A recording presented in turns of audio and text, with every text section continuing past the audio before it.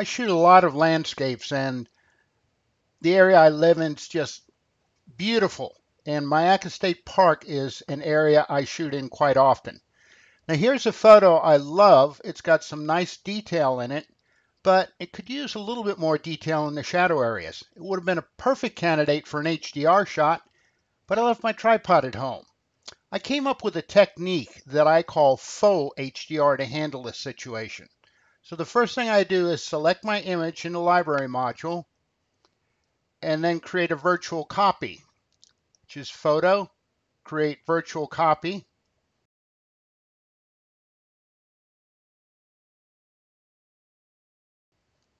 I'm going to select the image again and create one more virtual copy. And now I'm going to go into the Develop module. Now I've done no processing whatsoever to this image. This is my original. Now I'm going to go to my virtual copy.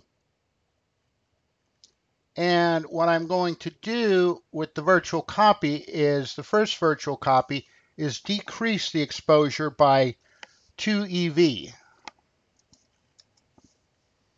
And this is going to bring wonderful detail into my cloud area.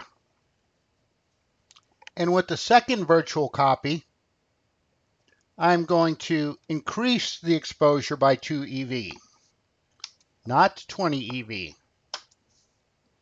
And now I've got some detail in my shadow areas. So what I'm going to do next is go back into the library. I'm going to select the 3 images,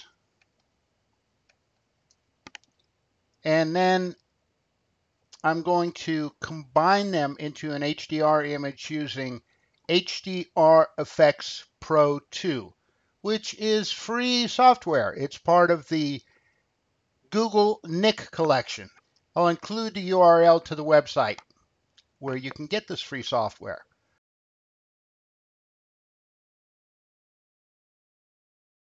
So now if I right-click and choose Export, after I installed HDR Effects Pro 2, the Google Collection, it's a command on my export menu. So now Lightroom is processing the 3 photos. And now it's loading the 3 images in HDR Effects Pro 2. Because these were not shot with a camera, there is no data, no metadata to show how the images were exposed, to show what the exposure value spacing was. So I go to my handy dandy little drop down menu because I know I increased and decreased by 2 EV, and I just choose 2. And now HDR Effects Pro 2 creates an HDR image after I click the Create HDR button, and this takes a little while.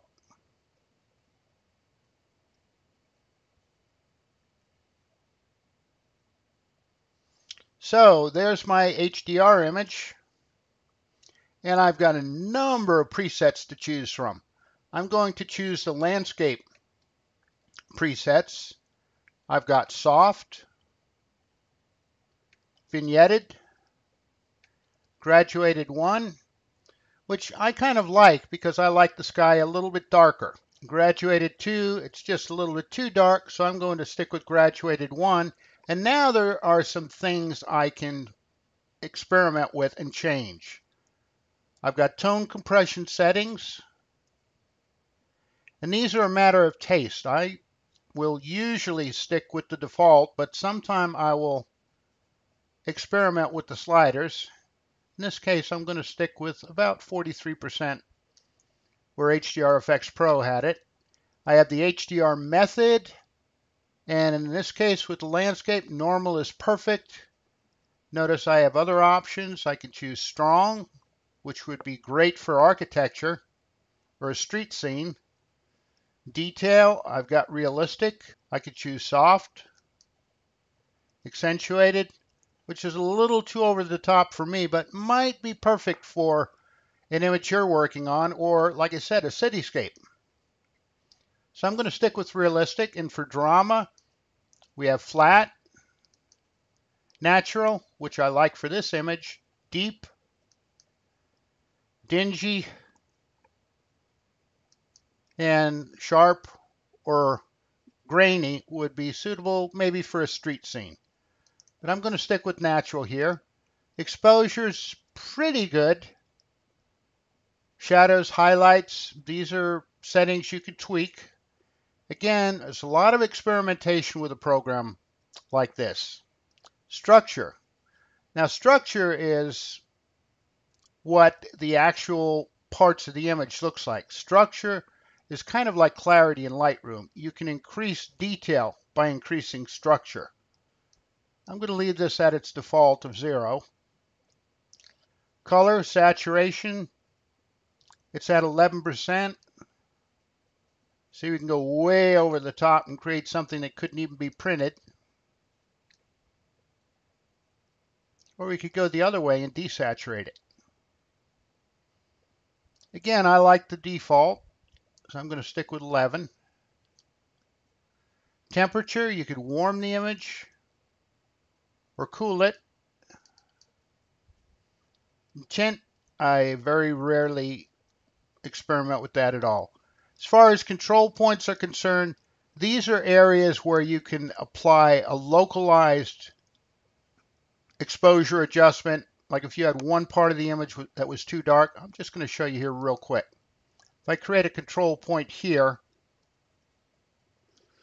and it's going to pretty much, I click this box here, there's my mask.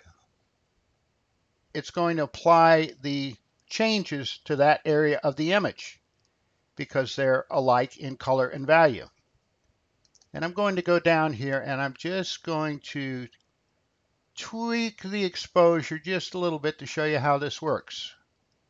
Again, that's way over the top for this scene, and I really don't even need this exposure control point, so I'm going to just trash it.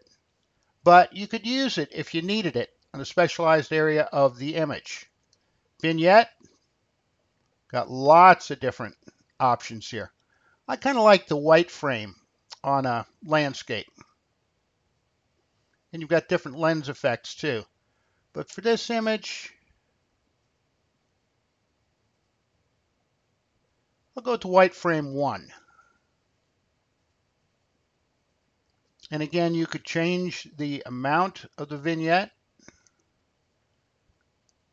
to make it darker or lighter, make it more rectangular or circular, and change the size. Now, the graduated neutral density filter, I can change how much it changes the tonality on the top and on the bottom, and where the blend line is. See, if I change the blend line, it's going to move it up or down. And I'm going to stick with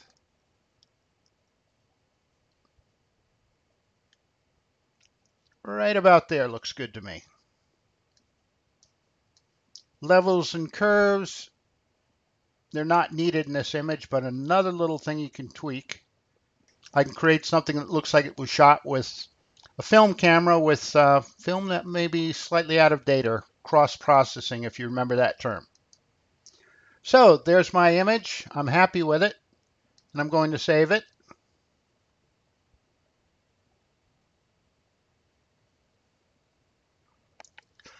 Now there's the before image, and there's the HDR image. The only thing I might have done with this is made it just a little bit darker.